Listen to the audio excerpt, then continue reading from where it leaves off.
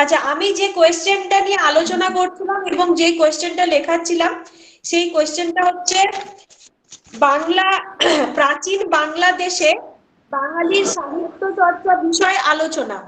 প্রাচীন বাংলাদেশে বাঙালির সাহিত্য চর্চা বিষয়ে আলোচনা। প্রাচীন বাংলাদেশে বাঙালির সাহিত্য চর্চা বিষয়ে আলোচনা মানে হচ্ছে যে বাংলা সাহিত্য তো রচনা হয়েছিল, বাংলা সাহিত্য রচনা এবং বাংলা ভাষা সূত্রপাত আমরা জানি চর্যাপদ থেকে শুরু হয়েছে। তো চর্যাপদ রচনার আগে বাঙালিরা কোন সাহিত্য নিয়ে আলোচনা করতেন এবং বাঙালি কিভাবে সাহিত্য চর্চা করতেন, সেই বিষয় হচ্ছে আমরা আলোচনা করছিলাম।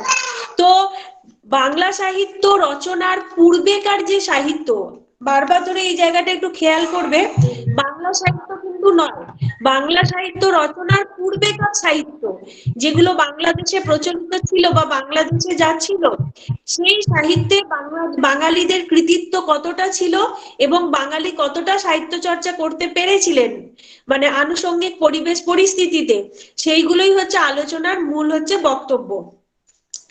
তো হ্যালো বাংলা ম্যাম, সাহিত্য, হ্যাঁ বলছি আমাদের তো এখনো বইটাই দেওয়া হয়নি। বইটা দিলে একটু দেখো, সিলেবাস। আমি না এই এই এই রিলেটেড একটা কথা আজকে আমি বলি। এই ক্লাস যখনই করি এই কোয়েশ্চেনটা বারবার আসে। আমি দেখো একটা কথা বলছি, আমি যখন ক্লাসটা করাবো তখন আমি কোয়েশ্চেন বলে দিই, একদম প্রথম থেকে পড়ানো শুরু করি, কোনো মাঝখান থেকেও শুরু করব না, প্রথম থেকে কোয়েশ্চেন শুরু করব এবং আলোচনাটা একদম ফ্রম দ্য বিগিনিং করব। তো সেই কারণে তোমাদের যাদের বই নেই কোনো অসুবিধা নেই, শোনো, বই থাকলেও না তোমরা কিন্তু স্টাডি মেটেরিয়াল দেখবে না, কারণ ওই ছোটবেলার মতো স্টাডি মেটেরিয়ালের ওই লাইন বা লাইন ধরে ধরে কিন্তু পড়ানো হয় না। স্টাডি মেটেরিয়ালটা তোমাদের হেল্পের জন্য, মানে যখন তোমরা বাড়িতে পড়বে নিজেরা পড়বে তখন পাশে স্টাডি মেটেরিয়ালটা রাখলে, আর যার কাছ থেকেই পড়াবে, মানে আমি তোমাদের বোঝাচ্ছি, কনসেপ্টটা ক্লিয়ার করছি, তো আমি যে ছোট্ট ছোট্ট পয়েন্ট গুলো তোমাদের বলবো সেগুলো তোমরা খাতার মধ্যে নোট ডাউন করলে তখন ঠিক আছে, তোমাদের হেল্প নোট হবে। ডাউন, ঠিক আছে তখন নোট ডাউন করে নেব। একদমই নোট ডাউন। আমি হচ্ছে প্রথমেই বলেছি যারা হ্যাঁ নতুন ম্যাম। আছো, আবারও আজকে বলছি যে প্রত্যেকে প্রত্যেকে তোমরা একটা কপি একটা পেন নিয়ে বসবে, যে যে ইম্পর্টেন্ট জায়গাগুলো হবে সেখানে আমি তো বলবোই যে এখানে নোট ডাউন করো। আর তোমরাও যদি নিজেরা মনে করো না এই পয়েন্টটা যে ম্যাম ডিসকাস করছে এটা একটু আমি শর্টে করে শর্ট ফর্মে করে একটু লিখে রাখি, যাতে যখন আমি বিষয়বস্তুটা নিয়ে বাড়িতে নিজে পড়বো তখন হচ্ছে এই পয়েন্ট গুলো দেখলে আমার ম্যামের পুরো মানে জিনিসটা ভিজুয়ালাইজেশন হয়ে যাবে, নিজের মধ্যে চলে আসবে যে ম্যাম এরকম ভাবে কনসেপ্টটা ক্লিয়ার করেছিল। তো ঠিক আছে ওইগুলো ম্যাম। পয়েন্ট আউট করবে, ঠিক আছে?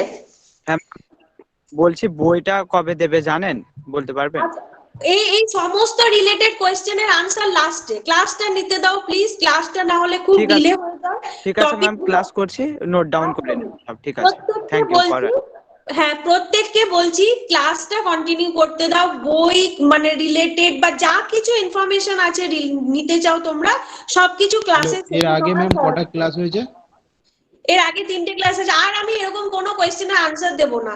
আমি কিন্তু আর এইসব কোয়েশ্চেনের আনসার দেব না, এগুলো সব শেষের দিকে তোমরা পাবে, ঠিক আছে? ক্লাস শুরু করুন, ক্লাস নেই, ক্লাস শুরু ক্লাসটা একটু করুন। ম্যামকে করতে দাও, তোমরা ডিসকাস কেন করছো? ম্যাম আমি আগের ক্লাসগুলো করিনি। ম্যাডাম একটা, বারবার বলছি আমার ক্লাস রেকর্ডেড আছে, আমার ক্লাস রেকর্ডেড আছে, যারা নতুন তাদের কোনো চিন্তা নেই।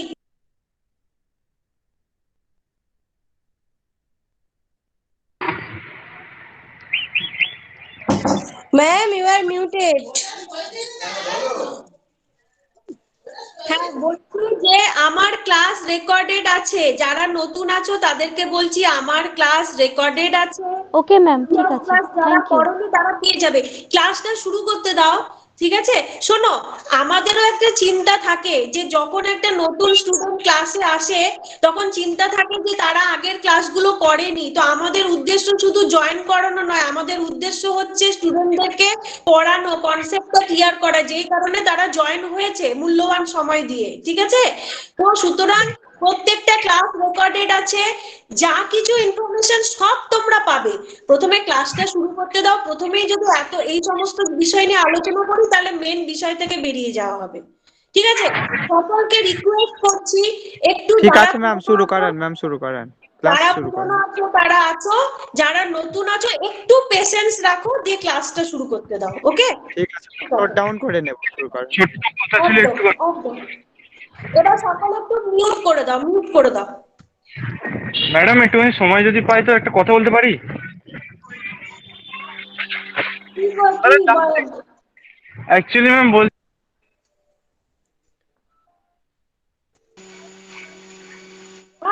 বলুন বলুন, কি বলছেন তাড়াতাড়ি বলুন। ম্যাম আপনি কন্টিনিউ করুন, সবাইকে আমি আপাতত মিউট করে দিয়েছি, ক্লাসের শেষে সমস্ত কথাবার্তা হবে। ওকে ওকে ওকে ম্যাম। আচ্ছা, তো যেটা আলোচনা হচ্ছিল যে বাংলা সাহিত্য সৃষ্টির পূর্বেকার যে সাহিত্য, সেই স্যার একটু কাইন্ডলি না আমার ওই মেসেজ যেটা আসছে ম্যাম ওটা এটা আপনাকে হোস্ট বানিয়ে দিয়েছি এখানে, ওর জন্য মেসেজটা যাচ্ছে, আমি এটা অ্যাড করে নিচ্ছি আপনার ওটা, আপনি কোনো অসুবিধা নেই। ওকে ঠিক আছে। আচ্ছা, যারা জয়েন করছে সাথে সাথে একটু মিউট হয়ে যাবে। আচ্ছা, বাংলা সাহিত্যের পূর্বেকার যে সাহিত্য, বাংলা সাহিত্যের পূর্বেকার সাহিত্যকে আমরা মোটামুটি ভাবে 3 ভাগে ভাগ করে থাকি, ঠিক আছে? আবারও বলছি যে কোয়েশ্চেনটা হচ্ছে প্রাচীন বাংলাদেশে বাঙালিদের সাহিত্য চর্চা নিয়ে আলোচনা, মানে বাংলা ভাষা সাহিত্য রচনার পূর্বে বাঙালিরা কোন সাহিত্য নিয়ে আলোচনা করতেন এবং সেই সাহিত্যে তাদের যে কৃতিত্ব, সেই কৃতিত্বটা নিয়ে আমরা আলোচনা করব আজকে। আমরা গত ক্লাস থেকে শুরু করেছিলাম, আমি আবার ফ্রম দ্য বিগিনিং স্টার্টিং থেকে বলছি যে বাংলা সাহিত্য সৃষ্টির পূর্বে বাঙালিরা যে সাহিত্য চর্চা করতেন সেই ভাষাকে বা সেই সাহিত্যকে 3টি ভাগে ভাগ করা হচ্ছে। আবার বুঝবে লাইনটা, বাংলা সাহিত্য রচনার মানে বাংলা সাহিত্য শুরু হওয়ার পূর্বে, বাংলা সাহিত্য জন্ম হওয়ার পূর্বে বাঙালিরা যে সাহিত্য চর্চা করতেন তাকে 3টে মূল ভাগে ভাগ করা হচ্ছে।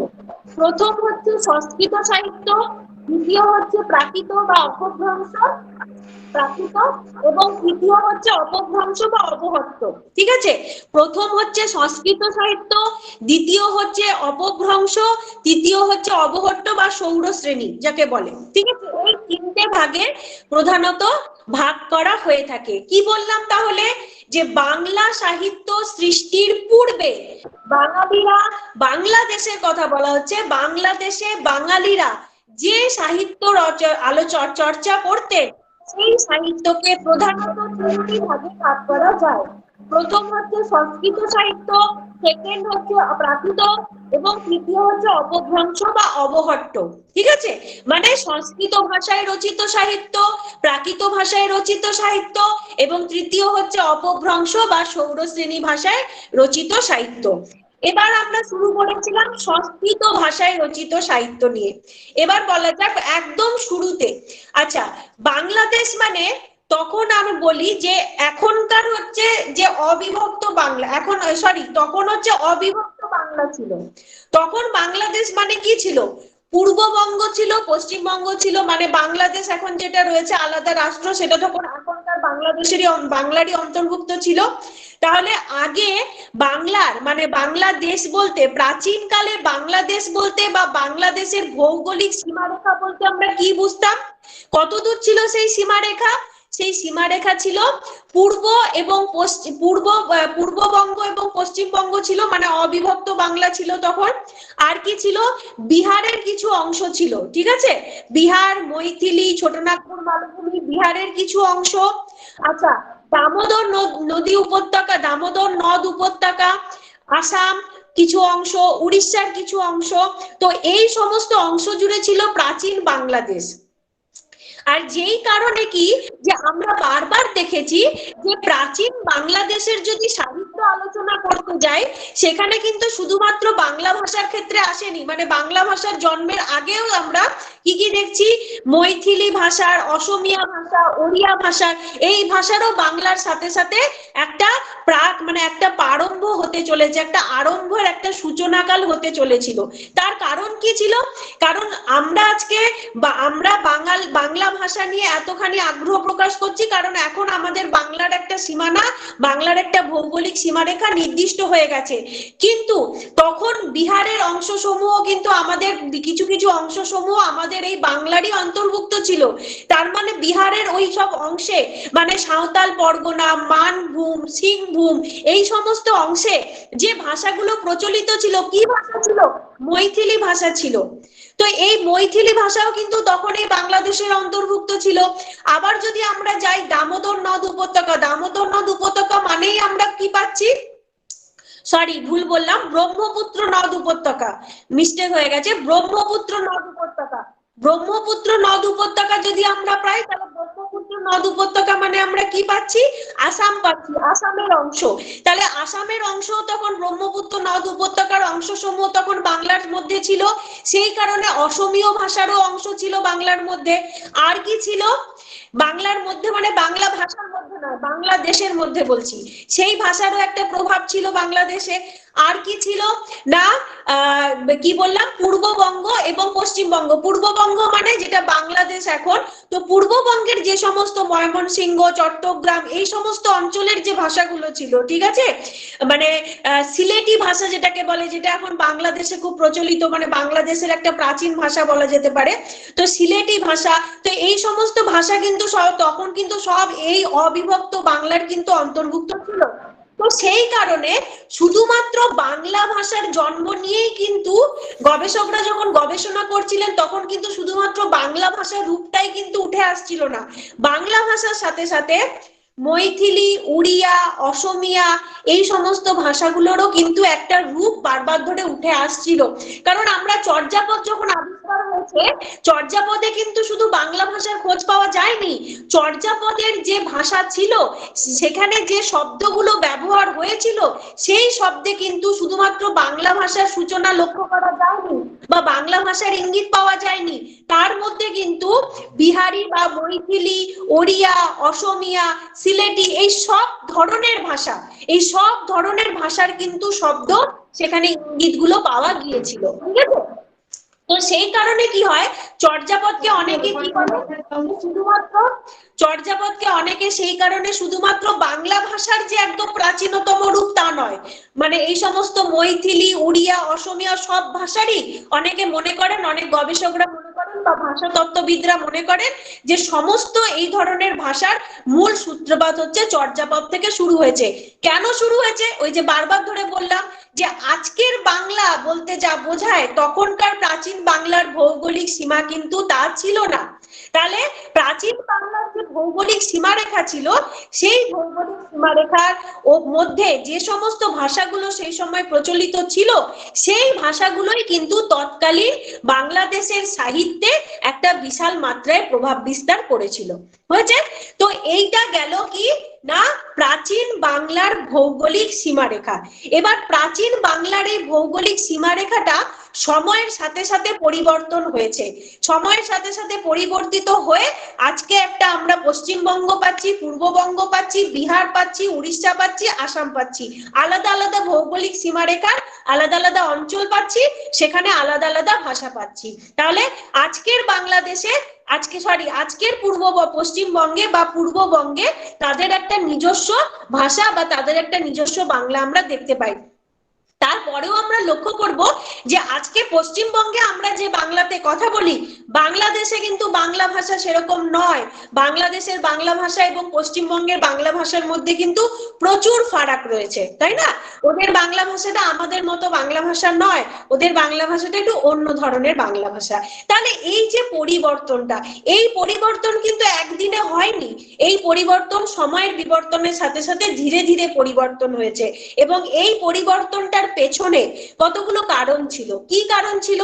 এক হচ্ছে রাজনৈতিক বা রাষ্ট্রীয় অভ্যুত্থান, তার মানে কি রাজতন্ত্রের উত্থান পতন।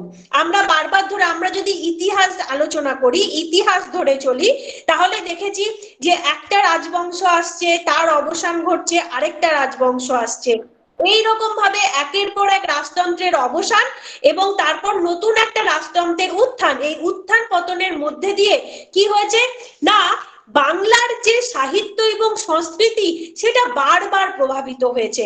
আর একটা কথা তোমরা সকলেই হয়তো জানো, বাংলা সাহিত্য নিয়ে যখন পড়ছো তোমরা জানো যে সাহিত্য হচ্ছে সমাজের দর্পণ। সমাজ যা দেখাবে সাহিত্যে কিন্তু সবসময় তাই প্রতিফলিত হবে। সেই কারণে যখন যে রাজা এসেছে, সেই রাজা যে ধর্মের পৃষ্ঠপোষক ছিলেন, সেই ধর্মের প্রতি তার যে সেই ধর্ম এবং তার যে সংস্কৃতি, তার যে আচার ব্যবহার, সেগুলোই সমাজে প্রচলিত ছিল। এবং যা সমাজে প্রচলিত ছিল তাই কিন্তু সেই সময় সাহিত্যে রূপ নিয়েছিল। ঠিক আছে, তাহলে এই যে ভাষার বিবর্তনটা, এই যে সময়ের সাথে সাথে যে ভৌগোলিক সীমারেখার, বাংলার যে ভৌগোলিক সীমারেখার যে পরিবর্তনটা হয়েছে, সেই পরিবর্তনটা কি হয়েছে না এইরকম রাজনৈতিক বা রাজতন্ত্রের উত্থান পতন, আর কি বৈদেশিক আক্রমণ। বৈদেশিক আক্রমণ মানে কি, ভারতবর্ষের মধ্যে বাংলার একটা বাংলার এক এক এক রাজতন্ত্রের উত্থান হচ্ছে, আরেকটা রাজতন্ত্রের অবসান হচ্ছে, এরকম ভাবে তো চলছে। তারপর যখন বিদেশি আক্রমণ হতে শুরু করলো, মানে যখন মুসলমানের আগমন ঘটলো বা মুসলিম আক্রমণ শুরু হলো, বা মুসলিম যখন আমাদের ভারতে প্রবেশ করলো, এবং সর্বোপরি যখন তুর্কি আক্রমণ হলো আমাদের বাংলাদেশে, তখন কিন্তু টোটালি বাংলার সাহিত্য একটা অন্যদিকে মোড় নিয়েছিল। যেটা আমরা সব থেকে বিস্তর আলোচনা করব কোন পর্বে না, আমরা যখন মধ্যযুগ নিয়ে আলোচনা করব। একটা প্রাচীন যুগ, আদি পর্ব বাংলার সাহিত্য বা মানে বাংলাদেশের সাহিত্যে তো একটা রয়েছে, কিন্তু তুর্কি আক্রমণ বা মুসলমান আক্রমণ যখন হলো, তারপর মধ্যযুগে বাংলা সাহিত্য একটা অন্যদিকে মোড় নিয়ে নিয়েছিল। সেটা আমরা পরবর্তী কোনো ক্লাসে আলোচনা করব। তো ঠিক এই রকম ভাবে কি হলো না, বাংলার প্রাচীন বাংলার যে ভৌগোলিক সীমারেখা, সেটা একের পর এক বিবর্তনের মাধ্যমে মানে পরিবর্তন হতে থাকলো। তাহলে এইটা যদি কোয়েশ্চেন হয় কি না, বাংলার ভৌগোলিক প্রাচীন বাংলাদেশের ভৌগোলিক সীমারেখার সম্বন্ধে বলো বা আলোচনা করো, তখন এটা হচ্ছে কনসেপ্ট। ঠিক আছে, কাউকে ব্যস্ত হতে হবে না যে লিখতে পারলাম না বা কিছু, কনসেপ্টটা ক্লিয়ার করো, নোটস কোর্সের কথা ভুলে যাও। সেকেন্ড কোয়েশ্চেন যেটা দিয়ে শুরু করেছিলাম, যে এই বাংলা ভাষা সাহিত্য বা বাংলা সাহিত্য রচনার পূর্বে বাঙালি কি ছিল না? বাঙালি ছিল বাংলাদেশে। তাহলে বাংলাদেশে কি নিয়ে সাহিত্য চর্চা হতো? তাহলে তা শুরু করেছিলাম কি দিয়ে, যে তিনটে ভাগে ভাগ করা হচ্ছে, সংস্কৃত ভাষায় সাহিত্য, প্রাকৃত ভাষায় রচিত সাহিত্য এবং অপভ্রংশ বা অবহট্ট বা সৌরশ্রেণী ভাষায় রচিত সাহিত্য। এবার সংস্কৃত ভাষায় যে রচিত সাহিত্য, একদম প্রথমের দিকে যদি আমরা যাই, আবার যদি আমরা ইতিহাসে চলে যাই, তাহলে প্রথমেই কি একদম পুঁথিতে লেখা হতো না, বা প্রথমেই কি একদম মানে কাগজে কলমে লেখা হতো, তা তো হতোই না। উপরন্তু পুঁথিও তখন প্রচলন হয়নি। তাহলে একদম প্রথমে যদি যাই, তাহলে আমরা কি পাবো না, প্রস্তর গাত্র, মন্দির গাত্র মানে পাথরের মধ্যে, তাম্রপত্র, ঠিক আছে, মন্দির গাত্র, মন্দিরের গায়ে কি হতো না, রাজাদের শাসন, তারপরে দেব মাহাত্ম্যমূলক গল্প, এগুলো বিভিন্ন শিলালিপির আকারে খোদাই করা হতো বা উৎকীর্ণ করা হতো।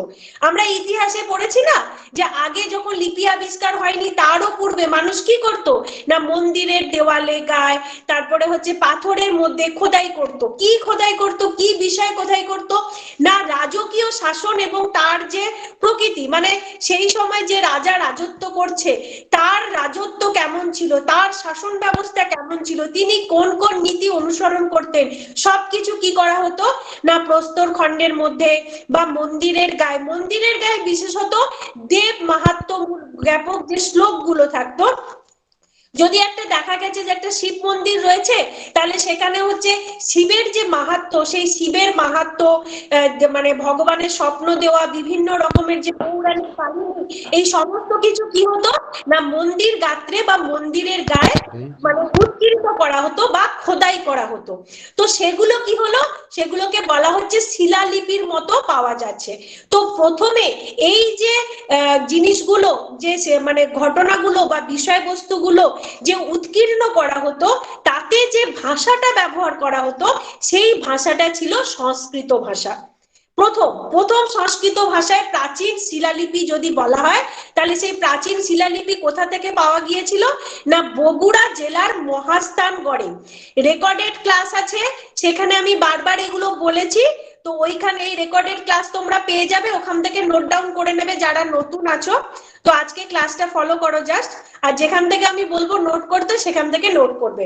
তাহলে সংস্কৃত ভাষায় রচিত সর্বপ্রথম প্রাচীন শিলালিপিটি পাওয়া যায় বগুড়া জেলার মহাস্থানগড়ে। লিপিটি খণ্ডিত ছিল, লিপি হচ্ছে প্রাকৃতে লেখা ছিল এবং কি ছিল না ব্রাহ্মী অক্ষরে লেখা ছিল, ঠিক আছে। এবং এই লিপিটার যদি বয়সকাল বা সময়কাল বলা হয় যে কখন উৎকীর্ণ হয়েছিল, তাহলে খ্রিস্টীয় তৃতীয় বা দ্বিতীয় শতক, খ্রিস্টীয় দ্বিতীয় বা তৃতীয় শতকের দিকে, ঠিক আছে। খ্রিস্ট দ্বিতীয় অথবা তৃতীয় শতকে। হ্যাঁ, খ্রিস্টীয় একদম একদম।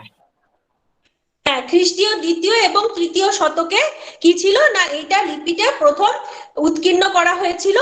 এবং এরপরে কি হচ্ছে, দ্বিতীয় শিলালিপিটি কোথা থেকে উদ্ধার করা হয়েছিল, আবিষ্কার করা হয়েছিল শুশুনিয়া পাহাড় থেকে। এবং কোন রাজা উৎকীর্ণ করেছিলেন, রাজা চন্দ্রবর্মন, ঠিক আছে। বারবার বলেছি যে রাজারা বিশেষত সেই সময় তাদের যে শাসন ব্যবস্থা, তারা যে সমস্ত নিয়ম অনুযায়ী নিজের রাজ্যকে চালাতে, এই সমস্ত কিছু কি করতেন না উৎকীর্ণ বা খোদাই করতেন লিপির মাধ্যমে বা শিলালিপির মাধ্যমে, যেটাকে বলা হয় শিলালিপির মাধ্যমে।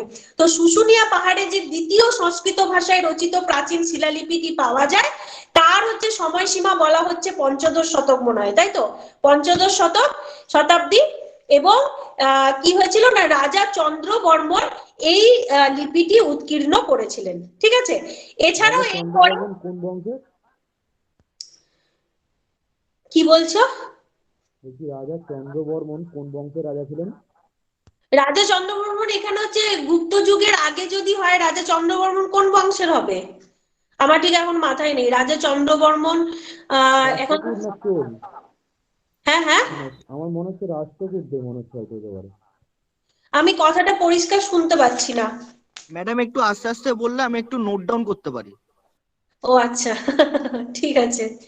রাজা চন্দ্রবর্মা মনে হয় কোন বংশে ছিল আমার ঠিক জানা নেই, তোমরা একটু কেউ বলো, আমার মানে জানা নেই, মানে এই মুহূর্তে অত মাথায় নেই, ঠিক আছে।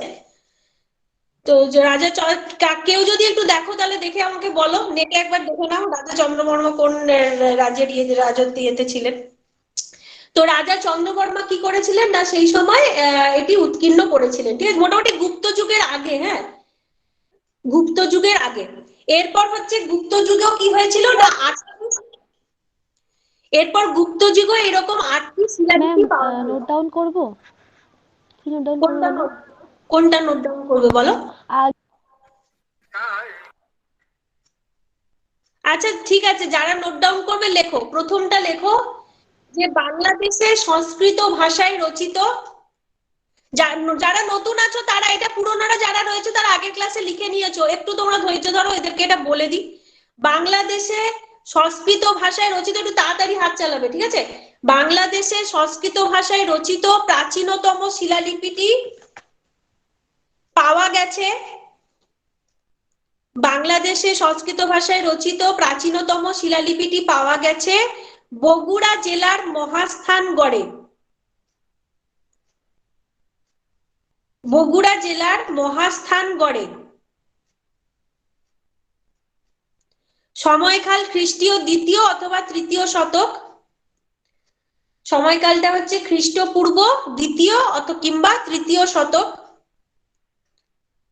বগুড়া জেলার মহাস্থানগড়ে। বগুড়া জেলার মহাস্থানগড়ে সংস্কৃত ভাষায় রচিত প্রথম প্রাচীন শিলালিপিটি পাওয়া গিয়েছে বাংলাদেশে, কিন্তু এটা ঠিক আছে বাংলাদেশে, ভারতের নিরিখে কিন্তু এটা বলা হচ্ছে না, এটা বাংলাদেশে, ঠিক আছে। বাংলাদেশে সংস্কৃত ভাষায় রচিত প্রাচীন শিলালিপিটি পাওয়া গিয়েছে বগুড়া জেলার মহাস্থানগড়ে, আর সময়কালটা হচ্ছে খ্রিস্টপূর্ব দ্বিতীয় কিংবা তৃতীয় শতক। আর সেকেন্ড যেটা রয়েছে, সেকেন্ড হচ্ছে এরপর আচ্ছা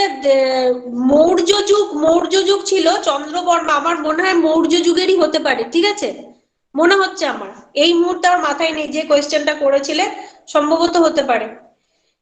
আচ্ছা এরপর কি, এরপর হচ্ছে দ্বিতীয় প্রামাণিক লিপিটি বা দ্বিতীয় শিলালিপিটি শুশুনিয়া পাহাড়ে শুশুনিয়া পাহাড়ে পাওয়া গিয়েছিল, রাজা চন্দ্রবর্মা উৎকীর্ণ করেছিলেন। রাজা চন্দ্রবর্মা উৎকীর্ণ করেছিলেন। সময়কাল হচ্ছে খ্রিস্টীয় 5ম শতাব্দী। খ্রিস্টীয় 5ম শতাব্দী। খ্রিস্টীয় 5ম শতাব্দী শুশুনিয়া পাহাড় থেকে উৎকীর্ণ করা হয়েছিল, রাজা চন্দ্রবর্মা উৎকীর্ণ করেছিলেন। আচ্ছা, এছাড়াও হচ্ছে গুপ্ত যুগের রাজা চন্দ্রবর্মা, আমার কোয়েশ্চেনটা মাথার মধ্যে ঘুরছে, রাজা চন্দ্রবর্মা ডেফিনেটলি আমার মনে হয় গুপ্ত যুগের, কেউ একজন চট করে নেট সার্চ করে দেখে নাও, গুপ্ত যুগের, শিওর গুপ্ত যুগের। আচ্ছা, এছাড়াও হচ্ছে গুপ্ত যুগের এরকম অনেকগুলো 8টি শিলালিপি পাওয়া গিয়েছে। ঠিক আছে, গুপ্ত যুগে 8টি শিলালিপি পাওয়া গিয়েছে যেগুলো সংস্কৃত ভাষায় উৎকীর্ণ। মেনলি এখানে বিষয়টা হচ্ছে যে বাংলাদেশে সংস্কৃত ভাষায় যে সাহিত্য চর্চা হতো এবং সংস্কৃত ভাষার যে সাহিত্য ছিল বাংলা সাহিত্য রচনার পূর্বে, তার প্রথম হচ্ছে কি না এই ধরনের শিলালিপি, যেগুলো প্রস্তর গাত্র পাথরের গায়ে, মন্দির গাত্র মন্দিরের গায়ে উৎকীর্ণ করা হতো, যার বিষয়বস্তু ছিল তৎকালীন বা সেই সময় যে রাজা ছিলেন তার রাজকীয় শাসন, দেব মাহাত্ম্য জ্ঞাপক শ্লোক, এগুলো হচ্ছে বিষয়বস্তু ছিল ওই লিপিগুলো। হলো? আচ্ছা, সেকেন্ড পয়েন্ট যেটা আলোচনা করেছিলাম, সেকেন্ড পয়েন্টটা হচ্ছে সাহিত্যের বিষয় নিবন্ধ বা ব্যাকরণ। এবার সেই সময় আমরা যদি সংস্কৃত সাহিত্যে কিন্তু কোনো মানে গদ্য বা পদ্য এইরকম কোনো হচ্ছে একটা নিটোল কোনো সাহিত্য কিন্তু সংস্কৃত সাহিত্যে সেই সময় পাইনি। কখন না এই প্রথমে তো এই শিলালিপি গুলো ছিল, যার বিষয়বস্তু বললাম বা শিলালিপির ধরনটা বললাম যে মন্দির গাত্রে উৎকীর্ণ করা হতো। তার পরবর্তীকালেও মানে যদি 7ম শতকেও যদি দেখি বা তার পূর্ববর্তী যদি দেখি, তাহলে একদম একটা নিখুঁত বা নিটোল সাহিত্য যেটাকে বলে, ঠিক আছে, সেরকম সাহিত্য কিন্তু পাওয়া যায়নি। মানে কি, যার মধ্যে একটা গল্প থাকবে, যার মধ্যে চরিত্র থাকবে, যার মধ্যে কিছু বিষয়বস্তু থাকে, সেটা পদ্যের আকারে হলেও, গীতিধর্মী হলেও সেই রকম কিন্তু কোনো কিছু সাহিত্য সংস্কৃত ভাষায় পাওয়া যায়নি। কি ধরনের তাহলে সাহিত্য ছিল না, ব্যাকরণ শাস্ত্র ছিল, তারপরে হচ্ছে ন্যায় শাস্ত্র ছিল, হ্যাঁ, অর্থনীতি, তারপরে হচ্ছে তর্কবিদ্যা, এই ধরনের মানে বিষয়বস্তুর ওপরে কি না সংস্কৃত ভাষায় সাহিত্য রচিত হয়েছিল। আরেকবার বলছি পয়েন্টটা, যে প্রথমে গেল শিলালিপি সংস্কৃত ভাষায়, তারপরেও মানে 7ম শতকের পূর্বে বা 7ম শতকেও যদি ধরা হয়, সেই সময়ও কোনো নিটোল বা একটা নিখুঁত সাহিত্য যাকে বলে তা কিন্তু তখনও পাওয়া যায়নি, যে হয়তো পদ্যে রচিত হলেও যে গীতিধর্মী হবে বা তার মধ্যে বিষয়বস্তু থাকবে, তার মধ্যে চরিত্র থাকবে, সেই রকম কিন্তু কোনো সাহিত্য পাওয়া যায়নি। কি পাওয়া গিয়েছিল, কি ধরনের সংস্কৃত সাহিত্য পাওয়া গিয়েছিল না, ন্যায় ধর্মশাস্ত্র, ন্যায়শাস্ত্র, তারপরে হচ্ছে তর্কবিদ্যার উপরে যে রয়েছে, আচ্ছা আয়ুর্বেদের উপর, আয়ুর্বেদ গ্রন্থ, ব্যাকরণ গ্রন্থ, এই ধরনের গ্রন্থগুলো কি হয়েছিল না পাওয়া গিয়েছিল। তার সাথে সাথে আর কি পাওয়া গিয়েছিল না, বিভিন্ন যে বৌদ্ধ পণ্ডিতরা রয়েছিলেন, ঠিক আছে, তারাও যে সমস্ত মানে ওই ধর্মগ্রন্থ বা তাদের সাধন তন্ত্রের উপর যে গ্রন্থগুলো রচনা করতেন সেইগুলো পাওয়া গিয়েছিল। কিন্তু এই জায়গায় একটা জিনিস মাথায় রাখতে হবে যে চর্যাপদ কিন্তু এই পর্যায়ে আসছে না, চর্যাপদ একদম শেষে যাবে, ঠিক আছে, অপভ্রংশতে গিয়ে চর্যাপদ পাবো। বৌদ্ধ পণ্ডিত যারা ছিলেন বা বৌদ্ধ সিদ্ধাচার্য যারা ছিলেন, তারা কি করতেন, তাদের যে সাধন তত্ত্ব বা সাধন প্রণালী, সেগুলোকেও তারা কি করতেন না, ছোট ছোট যে ধর্মগ্রন্থ বা যেগুলো রচনা করেছিলেন সেগুলোও কিন্তু এই সময় সংস্কৃত ভাষায় তারা অনেক মানে সংস্কৃত ভাষায় রচিত হয়েছিল, সেই ধর্মগ্রন্থগুলো কিন্তু ছিল। এইটা কি হচ্ছে না, প্রথমে হচ্ছে শিলালিপি গেল, তারপর এলো এই ধরনের ব্যাকরণ শাস্ত্র বা ন্যায় শাস্ত্র বা তর্কবিদ্যা বা আয়ুর্বেদ গ্রন্থ। তাহলে এবার নোট ডাউন করবে কতগুলো এরকম গ্রন্থের নাম এবং তার রচনাকারের নামটা বলে দিচ্ছি, ঠিক আছে। পুরনো যারা রয়েছে তারা অলরেডি আগের ক্লাসে লিখেছো, নতুনরা লিখবে। প্রথম হচ্ছে পাল কাব্য রচিত, পাল কয়াকার ল কয়াকার পয়জফলা, পাল কাব্য রচিত হস্তায়ুর্বেদ গ্রন্থ, হস্তযুক্ত আয়ুর্বেদ, হস্তায়ুর্বেদ গ্রন্থ, পাল কপ্প রচিত ক পয়জফলা, পাল কপ্প রচিত হস্তায়ুর্বেদ গ্রন্থ, নাম্বার 1। আচ্ছা বলি, তারপর আবার রিপিট করব। সেকেন্ড হচ্ছে চন্দ্রগমি, চন্দ্রগমি গয় ওকার ময় দীর্ঘী, চন্দ্রগমি রচিত চান্দ্র ব্যাকরণ। প্রথমেরটা বললাম পাল কাব্য রচিত হস্তায়ুর্বেদ গ্রন্থ। সেকেন্ড হচ্ছে চন্দ্রগমি রচিত চান্দ্র ব্যাকরণ। লোকানন্দ নামক নাটক, লোকানন্দ নামক নাটক এবং শিষ্যলেখ নামক ধর্মকাব্য, শিষ্যলেখ নামক ধর্মকাব্য। আবার বলছি চান্দ্র ব্যাকরণ, লোকানন্দ নামক নাটক আর শিষ্যলেখ নামক ধর্মকাব্য, যার রচয়িতা মানে এই তিনটিরই রচয়িতা ছিলেন চন্দ্রগমি। হলো।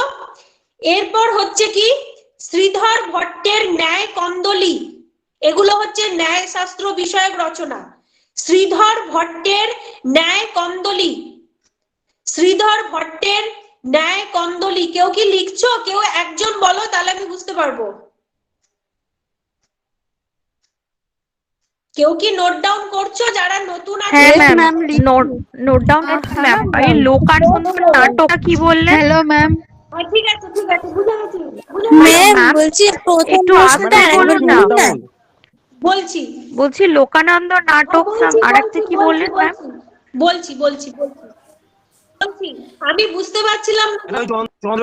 এক সেকেন্ড, আমি বুঝতে পারছিলাম না। আমি যখন বলে যাচ্ছিলাম কেউ একজনও একবারও বলেনি তো যে ম্যাম এটা কি বললেন, মানে এত সবাই ভালোভাবে ইয়ে করছে তো আমি ভাবলাম কেউ হয়তো লিখছেই না। ঠিক আছে, আমি রিপিট করছি। প্রথম হচ্ছে পাল কাব্য রচিত হস্তায়ুর্বেদ, এটা আশা করি সকলের হয়ে গেছে। এরপর হচ্ছে চন্দ্রগমি রচিত চান্দ্র ব্যাকরণ, চন্দ্রগমি রচিত চান্দ্র ব্যাকরণ। লোকানন্দ নামক নাটক, মানে এই চন্দ্রগমি রচনা করেছেন, প্রথমটা রচনা করেছেন ব্যাকরণ বিষয়ক, যার নাম হচ্ছে চান্দ্র ব্যাকরণ। সেকেন্ড হচ্ছে নাটক রচনা করেছেন, নাম হচ্ছে লোকানন্দ নাটক। থার্ড হচ্ছে ধর্মকাব্য রচনা করেছেন, নাম হচ্ছে শিষ্যলেখ। তাহলে লোকানন্দ নামক নাটক, শিষ্যলেখ লয়েকার খ বা শিষ্যলেখ, শিষ্যলেখ নামক ধর্মকাব্য হলো। এই তিনটে রচনা করেছেন চন্দ্রগমি। হয়েছে। এরপর আসছে কি শ্রীধর ভট্টের ন্যায় কন্দলী। এবার ন্যায় শাস্ত্র বিষয়ক রচনা, শ্রীধর ভট্টের ন্যায় কন্দলী, শ্রীধর ভট্টের ন্যায় কন্দলী। ম্যাম আরেকবার রিপিট করবেন? লোকানন্দের নামক নাটক, শিষ্যলেখ। যতটা পারছো লেখো, রেকর্ডেড ক্লাসে আরো ভালো আছে করে নেবে। হ্যাঁ, আমি একটু ক্লাসটা শুরু করব, কিছু মনে করো না প্লিজ। ম্যাম রেকর্ডের ক্লাসটা কখন পাবো? পেয়ে যাবে পেয়ে যাবে, দায়িত্ব সহকারে। ম্যাম বলছি একদম প্রথম প্রশ্নটা বলুন না। প্রথমে এটা আলোচনা হচ্ছে যে প্রাচীন বাংলাদেশে বাংলা সাহিত্য রচনার পূর্বে বাঙালিদের সাহিত্য চর্চা, প্রাচীন বাংলাদেশে বাংলা সাহিত্য রচনার পূর্বে বাঙালির সাহিত্য চর্চা। ঠিক আছে। আচ্ছা আরেকবার বলছি, লোকানন্দ নামক নাটক এবং শিষ্যলেখ নামক ধর্মকাব্য। তোমরা কিন্তু একদম বাচ্চাদের মতো হাত চালাচ্ছ, এত লাইন বা লাইন লেখার কিচ্ছু নেই। যা দেখো এই এই কনসেপ্টটা আগে ক্লিয়ার করা খুব প্রয়োজন ক্লাসের আগে। আমি একটা ফরম্যাট দেখিয়ে দিচ্ছি, একটা ফরম্যাট আমি দেখিয়ে দিচ্ছি, এইটা বেশি জরুরি, না হলে ক্লাস এরকম হবে। দেখো এই হচ্ছে কপি নিয়ে বসছো, এবার যখন আমি কিছু বলছি নোট ডাউন করবে, তো আমি মেইনলি কোনগুলো বলবো, যে কোনো বইয়ের নাম এবং তার রচনাকাল, এইগুলো বাদ কে লিখেছে, তাই। তাহলে ফার্স্ট হচ্ছে কি করবে না, রচনা, রচয়িতা,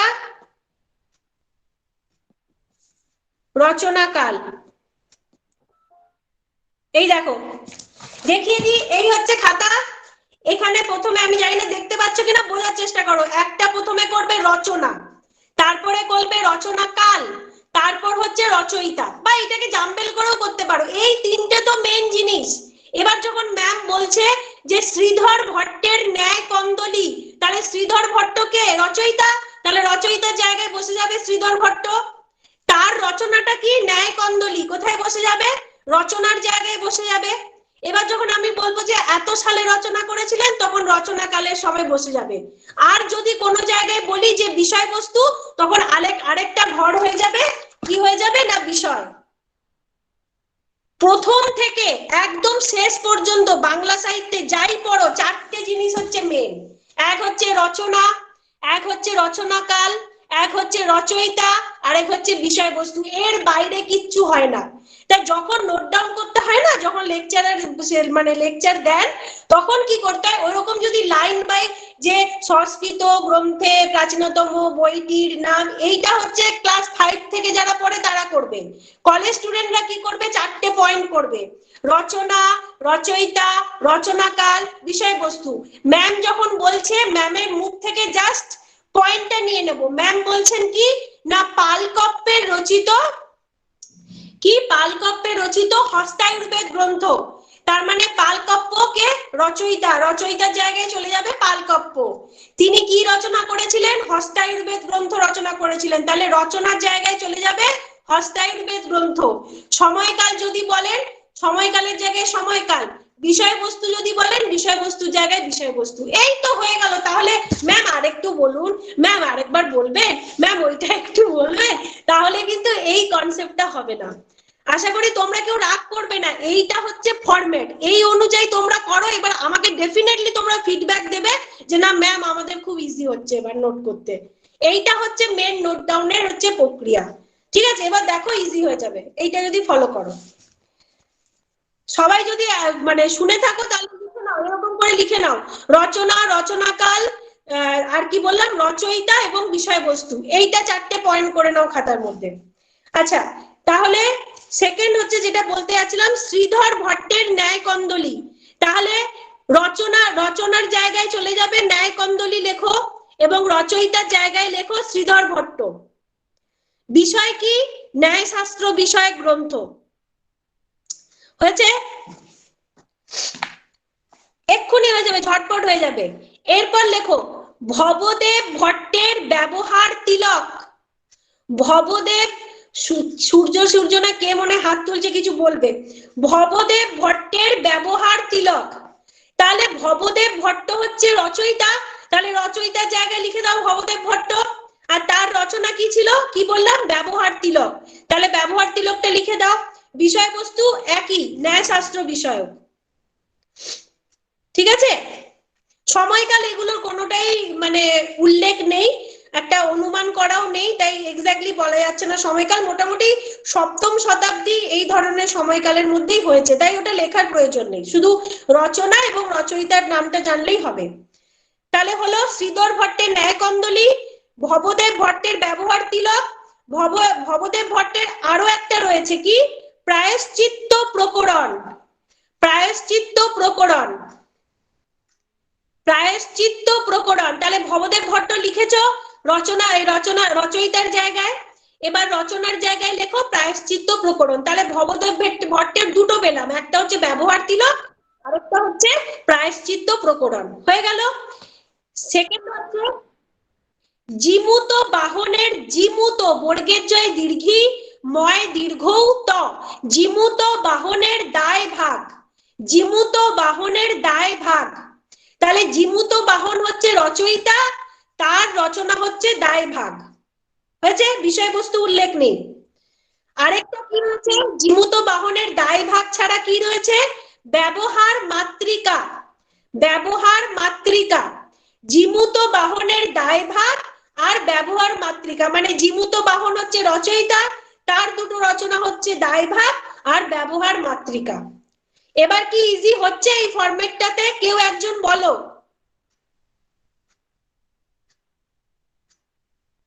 এই ফরম্যাটটাতে ইজি হচ্ছে?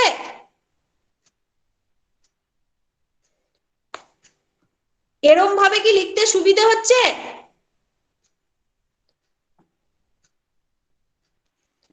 হ্যাঁ ম্যাম, লিখতে সুবিধা হচ্ছে। হ্যাঁ হ্যাঁ ম্যাডাম, সুবিধা হচ্ছে। হ্যাঁ ম্যাডাম, হ্যাঁ ম্যাম। ম্যাডাম হচ্ছে পাচ্ছেন, আর আমরা তো কিছু বলতে পারছি না, আমাদের তো দরকারের সময় কিছু বলছি নি। আমি যারা বলছি এটা পড়ানোর পরে একটু মিট করে দাও সকলে। পড়ানোর পরে কিন্তু আমি জিজ্ঞাসা করি কারোর কিছু কোয়েশ্চেন আছে কিনা। এখনো পর্যন্ত আমি সেই পর্যায়ে আসিনি, ঠিক আছে, এখনো পর্যন্ত আমি বলছি তো। তাহলে হলো ব্যবহার মাতৃকা হলো। লাস্ট হচ্ছে হলায়ুধের ব্রাহ্মণ সর্বস্ব। হলায়ুধ, হ লয়াকার অন্ত্যস্তয় হস্যু ধয়েকার ধ, মানে শুধু ধয়েকার নয়, হলায়ুধ উনি হচ্ছেন রচয়িতা। ওনার রচনা হচ্ছে ব্রাহ্মণ সর্বস্ব, দন্তেশ্বয় ব, হ্যাঁ, ব্রাহ্মণ সর্বস্ব, হলায়ুধের ব্রাহ্মণ সর্বস্ব। তাহলে হলায়ুধ হচ্ছে রচয়িতা আর তার রচনা হচ্ছে ব্রাহ্মণ সর্বস্ব। হয়েছে? ব্যাস এই অবধি। এরপরে হচ্ছে আবার বলছি, পরে আবার রিপিট করে দেবো, নোট ডাউন করবে। আচ্ছা, কার কি কোয়েশ্চেন আছে এই অবধি জিজ্ঞেস করবে বলছিলে, করো। ওয়ান বাই ওয়ান মিউট করে। ম্যাম বলছি এটা তো ব্রাহ্মণ সর্বস্ব রচনাকাল হলো এন্ড রচয়িতা হলাই হলো, তো এটা রচনাটা বুঝতে পারছি না। রচনা মানে বইটার নাম, তো ব্রাহ্মণ আচ্ছা। সর্বস্বটা হচ্ছে রচনা, মানে রচনাটা মানে কি, বইয়ের নাম, গ্রন্থের নাম মানে রচনা, ঠিক আছে? আচ্ছা, আর রচয়িতা হলেন হলায়ুধ, আর এটারও সময়কাল বা বিষয়বস্তু উল্লেখ নেই, তাই আমি বললাম না, ঠিক আছে? আচ্ছা, আর কি কোশ্চেন আছে?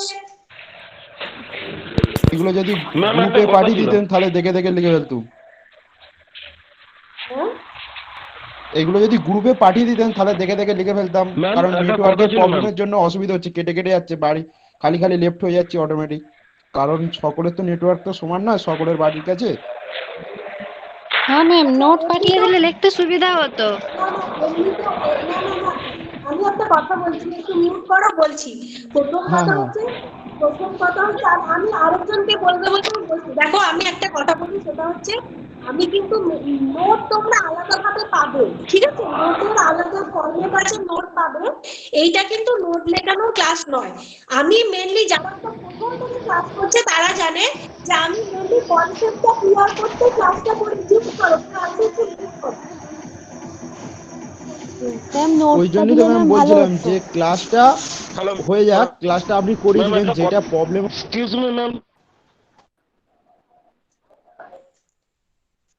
আমি বলছি ক্লাসটা আমি করাই, কনসেপ্টটা ক্লিয়ার করাই, কিন্তু কিছু কোয়েশ্চেন থাকে আলোচনার হয়, কোয়েশ্চেনের অনেক ধরনের টাইপ হয়, কিছু কোয়েশ্চেন থাকে আলোচনার, কিছু কোয়েশ্চেন থাকে ইনফরমেটিভ। তো এই যে প্রশ্নটা আলোচনা করছি, বাংলা সাহিত্যে বাংলা সাহিত্য রচনার পূর্বে বাঙালিদের সাহিত্য চর্চা, এখানে বোঝার কিছু নেই। মেনলি একটা সিম্পল জিনিস হচ্ছে যে বাংলার আগে সংস্কৃত ভাষায় কি কি কাব্য বা গ্রন্থ লেখা হয়েছিল এবং কে কে রচনা করেছিল। তো এইটা হচ্ছে ইনফরমেটিভ, কিন্তু আমাকে তো কোয়েশ্চেনটা বোঝাতে হবে, বোঝানোটা বুঝিয়ে দিয়েছি, ইনফরমেশনটা দিতে হবে, কারণ ইনফরমেশনটা না দিলে কিন্তু তোমরা লিখতে পারবে না। এবার নোটে তোমরা পরে পুরোটা এইটুকু লেখাতে তো আর একটা নোট হয়ে যায় না, নোটের আকারে পরে সবকিছুই পাবে, কিন্তু যে যে ক্লাস করতে গেলে যে যে পয়েন্টগুলো তোমাদেরকে বলতেই হবে সেগুলো তোমরা নোট ডাউন করবে। আর শুধু যদি গল্পের মতো পড়িয়ে যাই তাতে তো কোনো লাভ হবে না, না আসলে তো যেটার যে বিষয়বস্তু সেটা তো বলতেই হবে, তাই না? এইটা হচ্ছে কোয়েশ্চেনটা রয়েছে ইনফরমেটিভ, এখানে বোঝানোর থেকে বেশি কার কোন রচনা, কোন সময়কাল, কিসের উপর বিষয়বস্তু, এগুলো হচ্ছে মেন। এবার এইটা করতে গিয়ে যদি তোমরা নোট ডাউন করো তাহলে কি হয় কি বলতো, তোমাদেরও সুবিধা হয়, জিনিসটা লিখে নিলে চট করে একটা হয়ে গেল, যাতে পরবর্তীকালে যখন নোট পাবে। অনেকেই তো বলছো আমাদের কাছে বই নেই, মেটেরিয়ালস নেই, তাহলে কখন মেটেরিয়ালস পাবে, কখন কি পাবে? খাতায় অন্তত এইটুকু থাকলে তো মাথায় মানে থাকবে যে এই জিনিসগুলো বিষয়বস্তু আছে, সেই কারণেই করানো। এবার বলো আর কার কি কোয়েশ্চেন আছে? আর শোনো, আমার কোনো অসুবিধা নেই, তোমরা যদি চাও যে একদম গল্পের মতো খালি বলেই যাব তাহলে আমি বলে দেবো, ম্যাডাম হ্যাঁ আমার দিকে একটু বলে যাবেন আর আমরা একটু টুকে নেবো ওই গ্রুপটা একটু অ্যাড করে দিবেন, গ্রুপ থেকে সমস্ত কিছু মেটেরিয়াল টুকে নেবো। ম্যাডাম লাস্ট ক্লাসটা তো চর্যাপদের হয়েছিল, তারপরেই কি এই ক্লাসটা হচ্ছে না মাঝখানে আর কোনো ক্লাস? গত সপ্তাহে কি আপনি মানে ছিলেন না? না মানে সপ্তাহ বলছি, সরি বৃহস্পতিবারের ক্লাসটা মানে আপনি সুপ্রজিৎ ছিলেন না। না আমি তো কোনো লিংক পাইনি ম্যাম, আজকে স্যারকে ফোন করে আমি লিংক পেলাম, আমি লিংক পাইনি ম্যাম।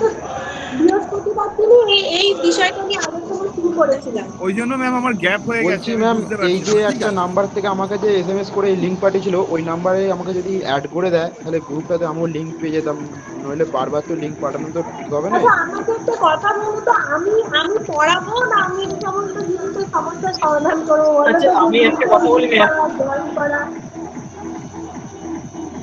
ম্যাম একটা কোয়েশ্চেন ছিল।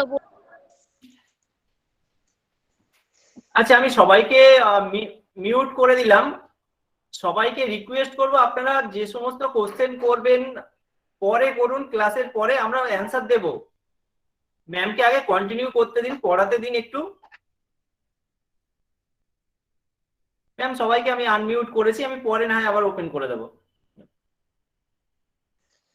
হ্যাঁ প্রিয়া বলো, প্রিয়ার কি কোয়েশ্চেন ছিল বলো।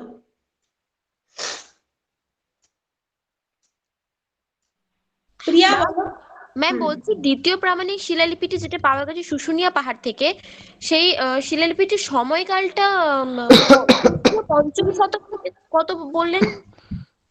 খ্রিস্টীয় পঞ্চম শতকী বা পঞ্চম শতাব্দী থেকে কত না খ্রিস্টীয়। ও জি, তুই এখানে ভর্তি হয়েছিস? Okay ma'am, ma'am thank you, thank you. ওই কালিয়া।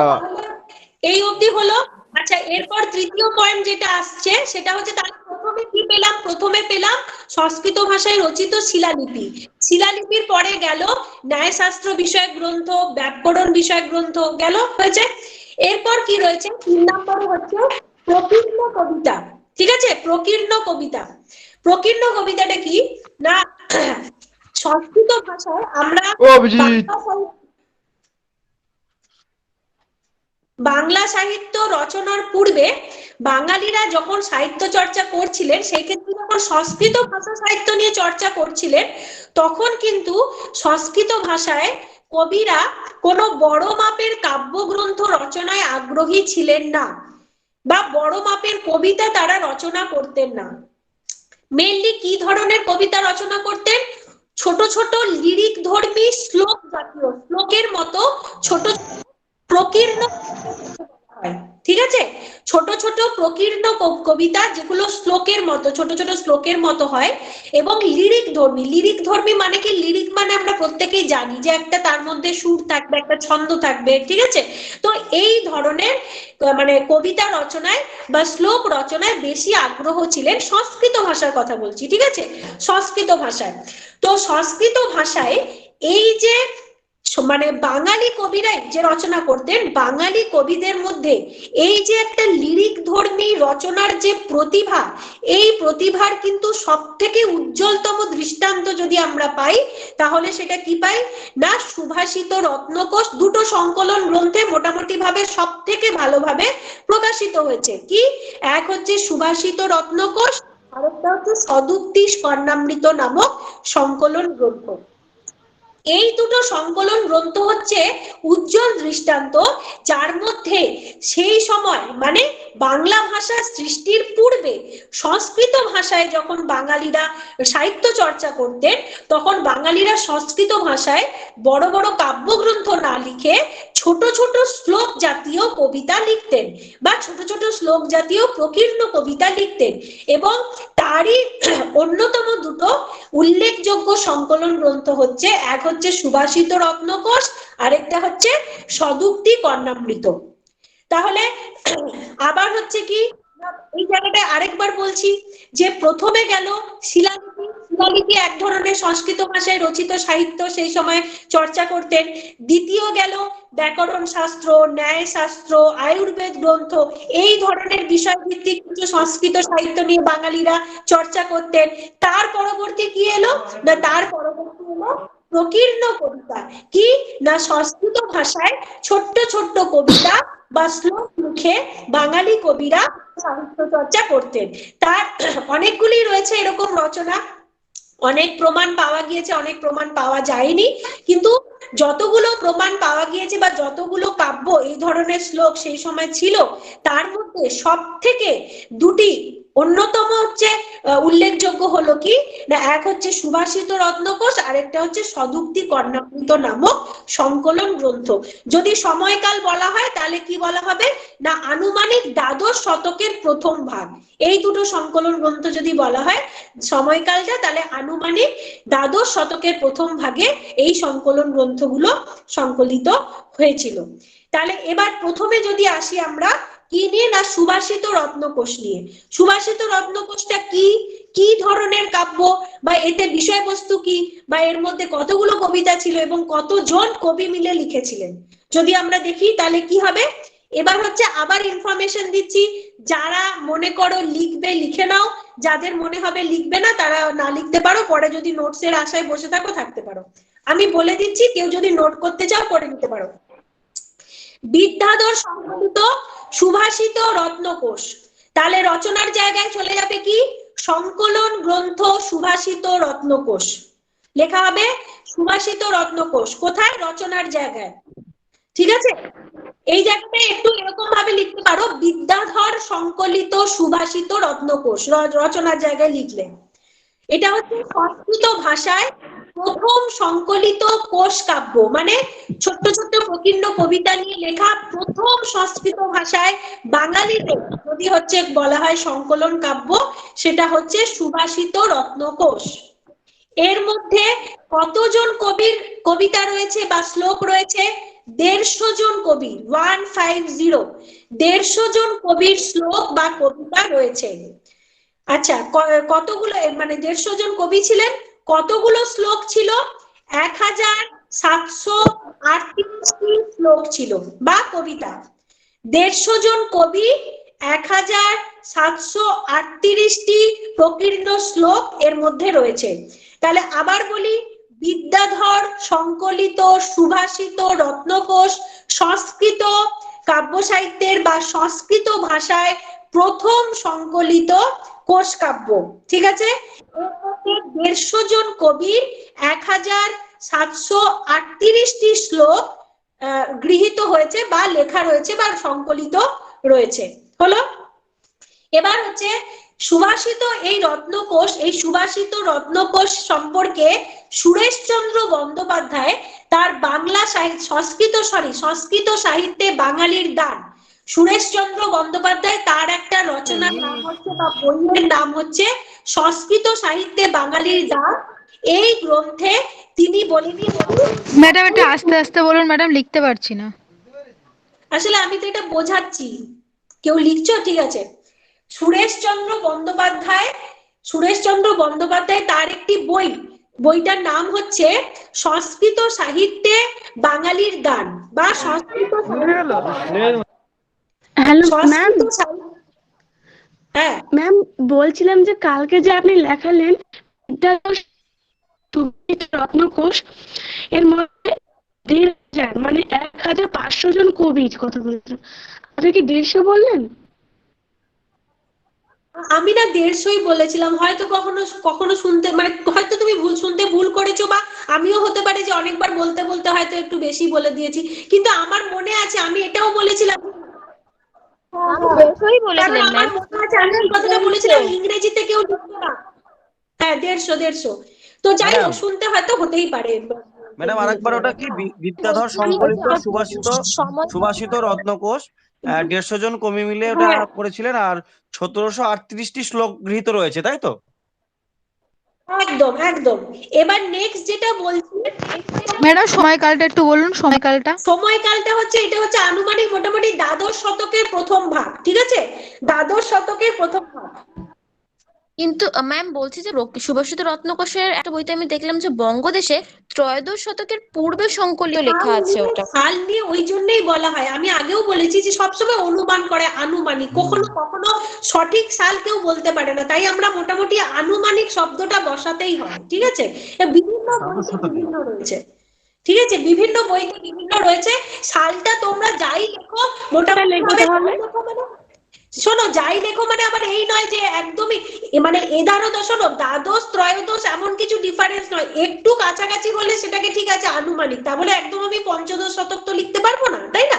তো এটা আনুমানিক হিসাবে লিখতে পারো। আচ্ছা, যেটা বললাম যে নোটস যেটা বলছি, এটা লেখার জন্য বলিনি, এটা বোঝানোর জন্যই বলছি, লিখলে লিখতে পারো যে সুরেশচন্দ্র সুভাষিত রত্নকোষ নামটা ছিলই, সুরেশচন্দ্র বন্দ্যোপাধ্যায় তার একটি বাংলা সাহিত্যের বই, সংস্কৃত সাহিত্যের বই ছিল, যার নাম ছিল সংস্কৃত সাহিত্যে বাঙালির দান, মানে সংস্কৃত সাহিত্যে বাঙালির কি অবদান রয়েছে এই বিষয়ে তার বইটার নাম হচ্ছে সংস্কৃত সাহিত্যে বাঙালির দান। সুরেশচন্দ্র বন্দ্যোপাধ্যায় হচ্ছে রাইটার, যিনি কি লেখে, মানে এই গ্রন্থে কি জানিয়েছিলেন, কেউ একজন আনমিউট আছো, মিউট করো।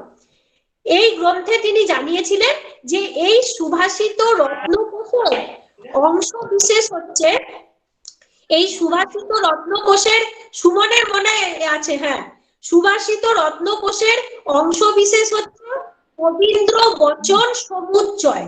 ঠিক আছে, কবীন্দ্র বচন সমুচ্চয় নামক সংকলন গ্রন্থ। মানে সুভাষিত রত্নকোষ, মানে যদি একদম সিম্পল ভাবে বলা যায় যে পরবর্তীকালে এটা একটা নাম নিয়েছিল, সেই নামটা হচ্ছে কবীন্দ্র বচন সমুচ্চয়।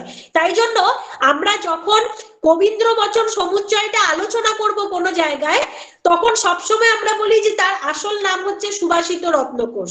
তাহলে সুরেশচন্দ্র বন্দ্যোপাধ্যায় তার সংস্কৃত সাহিত্যে বাঙালির দান গ্রন্থে জানিয়েছেন যে এই সুভাষিত রত্নকোষের মানে অংশ বিশেষ হচ্ছে কবীন্দ্র বচন সমুচ্চয়, একটি সংকলন গ্রন্থ। ঠিক আছে, ওই একই যে 150 জন কবির 1738টি কবিতা বা শ্লোক সংকলিত রয়েছে।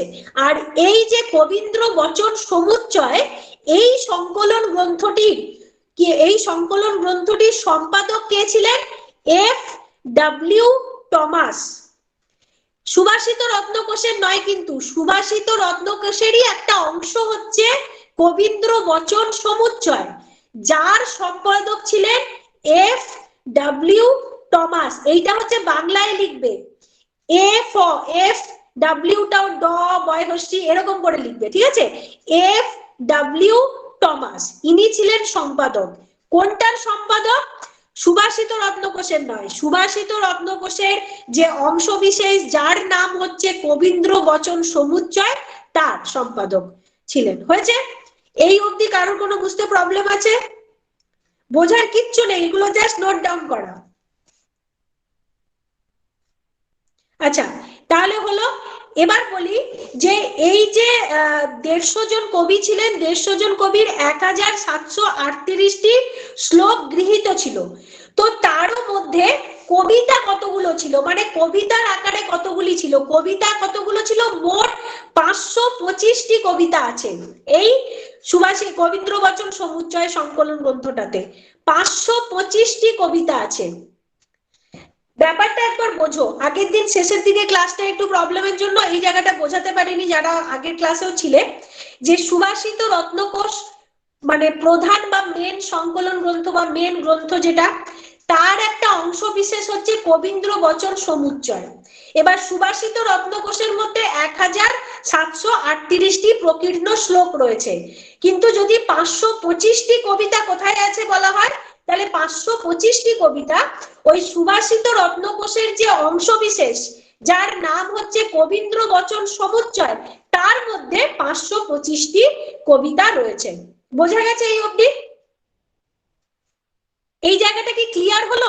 লেখার থেকে বেশি এই জায়গাটা বোঝার, যে কবীন্দ্র বচন সমুচ্চয় কিন্তু সুভাষিত রত্নকোষের একটা অংশ, এবং কবীন্দ্র বচন সমুচ্চয়ের সম্পাদক ছিলেন F.W. টমাস। আর 525টি যে কবিতা রয়েছে সেটা কিন্তু এই কবীন্দ্র বচন সমুচ্চয় যে সংকলন গ্রন্থটি, এই গ্রন্থে রয়েছে। ঠিক আছে, বিষয়বস্তু কি ছিল এই সংকলন গ্রন্থের, বা টোটাল যদি সুভাষিত রত্নকোষ বা কবীন্দ্র বচন সমুচ্চয় যেটারই ধরা হোক, কি ছিল না, বিষয়টা বেশিরভাগই ছিল ঋতুর বর্ণনা বিশেষ। ঠিক আছে, ঋতু মানে আমাদের বঙ্গদেশে তখন যতগুলো ঋতু এবং তার যে বৈচিত্র্য দেখা যেত, সেই তার উপরে নির্ভর করেই বেশিরভাগ শ্লোক বা কবিতাটি সংকীর্ণ হয়েছিল। দেখো একটু ভাবো জিনিসটা, যে আমরা কি দেখলাম, যে এখানে মানে যখন সংস্কৃত ভাষায় রচনা করলেন, বড় কাব্য না করে ছোট ছোট শ্লোক বা ছোট ছোট কবিতা রচনা করছেন, এবং সেটা লিরিক ধর্মী। তাহলে বেশিরভাগ ক্ষেত্রে যদি এটা লিরিক ধর্মী কবিতা সংস্কৃত ভাষায় যদি আমরা দেখতে পাই, তাতে কিন্তু অনেক সময় মানে তোমরা যদি কেউ সংস্কৃত ভাষায় যদি কোনো বই বা কিছু পড়ে থাকো, তাহলে দেখবে যে বেশিরভাগ কিন্তু তাতে ঋতুর বৈচিত্র্যগুলো বা ঋতু বিষয়বস্তুটা বারবার এসেছে, এবং মানে দ্ব্যর্থবোধক ভাষায় সবসময় সংস্কৃতে ব্যাপারটা করা হতো। কিরকম ভাবে, মানে একটা ঋতুর বর্ণনা করা হয়েছে কিন্তু তার অভ্যন্তরে লুকিয়ে রয়েছে রয়েছে কোনো জীবন কাহিনী বা সমাজের কোনো চিত্র বা কোনো মানুষের দৈহিক গঠন, বিশেষ করে নারী শরীরের একটা দৈহিক গঠন, সেইটা কি না ঋতুর সঙ্গে তার সঙ্গে তুলনা করে ঋতুর বৈচিত্র্যের মধ্যে দিয়ে সেটা ফুটিয়ে তোলা হয়েছে। যতগুলো ঋতু রয়েছে সেই ঋতুর বিভিন্ন রকমের যে বৈচিত্র্য, সেই বৈচিত্র্যের মধ্যে দিয়ে ফুটিয়ে তোলা হয়েছে। এইটা মানে সেই সময় বাঙালিদের যে সংস্কৃত সাহিত্যে বিশেষ করে কাব্য রচনার ক্ষেত্রে এই ঋতুর বিষয়বস্তুটা বারবার ধরে এসেছে। ঠিক আছে, তাহলে সুভাষিত রত্নকোষ বা কবীন্দ্রবচন সমুচ্চয় তার থেকে আলাদা নয়। আর কি যে শুধুমাত্র যে ঋতুর বিষয়বস্তু এসেছে তা নয়, রাধা কৃষ্ণের যে লীলা যে ছিল, সেই রাধা কৃষ্ণের যে প্রেম বা লীলা, সেটাও কিন্তু এই সংস্কৃত সংকলন গ্রন্থে শ্লোকের মাধ্যমে বা কবিতার মাধ্যমে এসেছে। এবং আরেকটা কথা যেটা আগের দিন বলেছিলাম, আজও বলছি, যে এই সমস্ত সংস্কৃত সাহিত্যগুলোই কিন্তু পরবর্তীকালে যে বাংলা সাহিত্য, সেই বাংলা সাহিত্যকে কিন্তু সমৃদ্ধ করতে মানে সাহায্য করেছিল। কারণ এই আমরা যদি মনে করি যে বৈষ্ণব পদাবলী থেকে রাধাকৃষ্ণ বা শ্রীকৃষ্ণ কীর্তন থেকে রাধাকৃষ্ণ বিষয় এসেছে, তা কিন্তু নয়।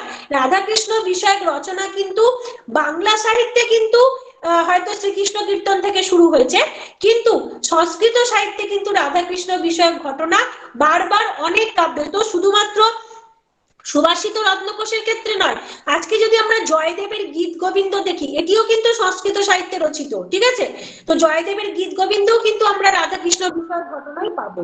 তাহলে সুভাষিত রত্নকোষ, তার একটা অংশ বিশেষ কবীন্দ্রবচন সমুচ্চয়, যার সম্পাদক ছিলেন F.W. টমাস, এর মধ্যে 150 জন কবির 1738টি শ্লোক, এবং কবীন্দ্রবচন সমুচ্চয় যে সংকলন গ্রন্থ, তার মধ্যে 525টি কবিতা, এবং বিষয়বস্তু হলো ঋতু বিষয়ক। ব্যাস এইটুকু মাথায় রাখো, আর কিচ্ছু রাখতে হবে না। এরপর যখন নোটস যাবে তখন নোটস পড়বে। ওকে, আচ্ছা সেকেন্ড আরেকটা হচ্ছে কি, সুভাষিত রত্নকোষের পরে যেটা বললাম সদুক্তি কর্ণামৃত। ঠিক আছে, সদুক্তি কর্ণামৃত কি, সদুক্তি কর্ণামৃত একই রকম একটা সংকলন গ্রন্থ, যার মধ্যে কি রয়েছে না কবির সংখ্যা হচ্ছে 485 জন কবি। ঠিক আছে, এটা নোট ডাউন করো। সদুক্তি কর্ণামৃতের কবির সংখ্যা হচ্ছে 485 জন কবি, আর কবিতার সংখ্যা হচ্ছে 2370টি কবিতা, 2370টি কবিতা, আর মোট কবির সংখ্যা হচ্ছে 485 জন। সংস্কৃত ভাষায় রচিত এটিও একটি সংকলন গ্রন্থ, যেটি বাংলাদেশে সেই সময় বাংলা সাহিত্য সৃষ্টির পূর্বে বহুল প্রচলিত ছিল। 485 জন কবির 2370টি কবিতা।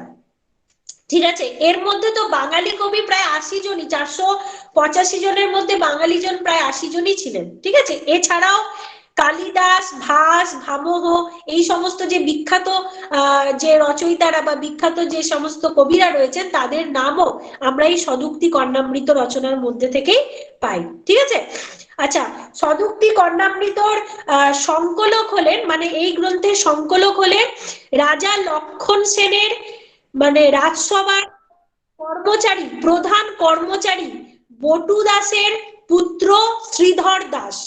ঠিক আছে, আরেকবার বলছি, সদুক্তি কর্ণামৃত যে গ্রন্থটি, তার সংকলক হলেন রাজা লক্ষণ সেনের। সেই সময় রাজত্ব করছিল সেন বংশ, সেই সময় ছিলেন লক্ষণ সেন। সেই লক্ষণ সেনের রাজসভার যে প্রধান কর্মচারী ছিলেন, যার নাম ছিল বটু দাস, বটু দাস, তার পুত্র শ্রীধর দাস, তিনি এই সদুক্তি কর্ণামৃত গ্রন্থটি সংকলন করেছিলেন, যার মধ্যে 485 জন কবির 2370টি কবিতা সংকলিত ছিল। এই সদুক্তি কর্ণামৃত যদি বিষয়বস্তু নিয়ে আলোচনা করা হয়, তাহলে কি পাবো? এর মধ্যে বিষয়বস্তু একদম তৎকালীন, মানে সেন বংশের লক্ষণ সেনের রাজত্বকালে তৎকালীন রাজ্যের বা তৎকালীন সমাজের যে রাজনৈতিক প্রতিচ্ছবি, সেটি কিন্তু প্রতিফলিত হয়েছিল এই সদুক্তি কর্ণামৃত গ্রন্থের মধ্যে। এছাড়াও কি ছিল, এছাড়াও একই রকম ভাবে রাধাকৃষ্ণ বিষয়ক যে কাহিনীগুলো রয়েছে, মানে যে লীলাগুলো রয়েছে সেগুলো তো রয়েছে। এবং আর কি ছিল না, বৈষ্ণব এবং শাক্ত সাহিত্যের যে স্বরূপ, বৈষ্ণব এবং শাক্ত সাহিত্যের যে স্বরূপ সেটিও ফুটে উঠেছিল এই সদুক্তি কর্ণামৃত নামক সংকলন গ্রন্থে।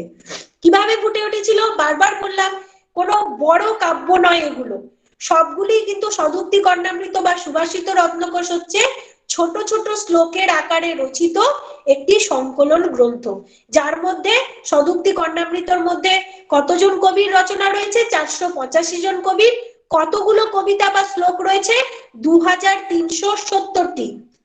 আর যদি মানে হিসেব করা হয়, আনুমানিক 485 জন কবির মধ্যে আনুমানিক 80 জন কবি ছিলেন বাংলার বা বাঙালি ছিলেন, ঠিক আছে? আর কে হচ্ছে সংকলন করেছিলেন না, রাজা লক্ষণ সেনের। সেই সময় সেন বংশে রাজত্ব করছিলেন কি রাজা লক্ষণ সেন। রাজা লক্ষণ সেনের যে মানে রাজসভার যে প্রধান কর্মচারী বটু দাস, তার পুত্র শ্রীধর দাস তিনি সংকলন করেছিলেন। ওকে, তাহলে এইটা হলো শিলালিপি। তারপর হচ্ছে ন্যায়শাস্ত্র, ব্যাকরণ, আয়ুর্বেদ শাস্ত্র, এইসব বিষয়ক গ্রন্থ। তারপর প্রকীর্ণ কবিতা, এগুলো সব সংস্কৃত ভাষায় চলছে। সংস্কৃত ভাষায় রচিত প্রকীর্ণ কবিতার মধ্যে দুটো উজ্জ্বল দৃষ্টান্ত হচ্ছে সুভাষিত রত্নকোষ এবং সদুক্তি কর্ণামৃত, যেটা নিয়ে আমরা এই অবধি আলোচনা করলাম। এই পর্যন্ত কারোর কোনো প্রশ্ন থাকলে জিজ্ঞেস করতে পারো। আর মানে বুঝতে প্রবলেম হচ্ছে না বুঝতে সুবিধা হচ্ছে একটু জানিও। ম্যাম, হ্যাঁ ম্যাম আরেকবার বলবেন? ম্যাম একটু বাংলাদেশের সময়কালটা বলবেন? ম্যাডাম সময়কালটা, বাংলাদেশের যে জায়গাটা বললেন। সময়কালটা দুটোরই, সদুক্তি কর্ণামৃত আর এইটা সময়কালটা মোটামুটি ওই একই। হ্যাঁ, ওই যেটা বললাম দ্বাদশ শতকের প্রথম ভাগ, দ্বাদশ এবং ত্রয়োদশ শতক মোটামুটি আনুমানিকটা সবসময় মেনশন করবে, আনুমানিক দ্বাদশ থেকে ত্রয়োদশ শতক, ঠিক আছে এই সময়কালটা। হ্যাঁ, আরেকজনকে বলছিলে, বলো, এক একজন করে বলো। হ্যাঁ ম্যাম, বলছিলাম বাংলাদেশের ওই জায়গাটা একটু বলবেন ম্যাম? বাংলাদেশের এই জায়গাটা যেটা বললেন, কোথায় সংকলিত হয়েছে? বাংলাদেশের কোন জায়গায় বলো তো, মানে বুঝতে পারছি না। আরো জায়গা বললেন ম্যাম, যে বাংলাদেশের সংকলিত গ্রন্থটি একটা লাইন বললেন। আচ্ছা ম্যাম, ক্লাসটা তো রেকর্ড আছে, তো কালকে একটু দেখে নিতে বলুন, তাহলে ওখান থেকে বুঝে যাবে ম্যাম। আচ্ছা ঠিক আছে। হ্যালো ম্যাম, আপনি একটু রেকর্ডিংটা তাহলে একটু বলে দিন যে সবাইকে পেয়ে যাবে, তাহলে আর এত যাদের যাদের রেকর্ডিং লাগবে আমাকে হোয়াটসঅ্যাপ করলে আমি আপনাদের দিয়ে দেবো লিংক। স্যার আপনার হোয়াটসঅ্যাপ নাম্বারটা যদি একটু দিয়ে দেন তাহলে খুব ভালো হয়। দিয়ে দেবে অর্পিতা দিয়ে দেবে। হ্যাঁ, আরেকজন হ্যাঁ বলছি ম্যাম, এটা কি প্রকীর্ণ কবিতার মধ্যেই চলছে? হ্যাঁ, প্রকীর্ণ কবিতাটা শেষ হয়ে গেল। সদুক্তি সুভাষিত রত্নকোষ আর সদুক্তি কর্ণামৃত, এটা হলো প্রকীর্ণ কবিতা। ম্যাম আগে ক্লাসের গুলো যেন পাঠিয়ে দেন স্যার, রেকর্ডিং গুলো আর কি পেয়ে যাও। হ্যাঁ হ্যাঁ ঠিক আছে, পেয়ে যাও সব। স্যার ম্যাম, প্রাকৃত পৈঙ্গলের কি কিছু মেনশন করতে হবে?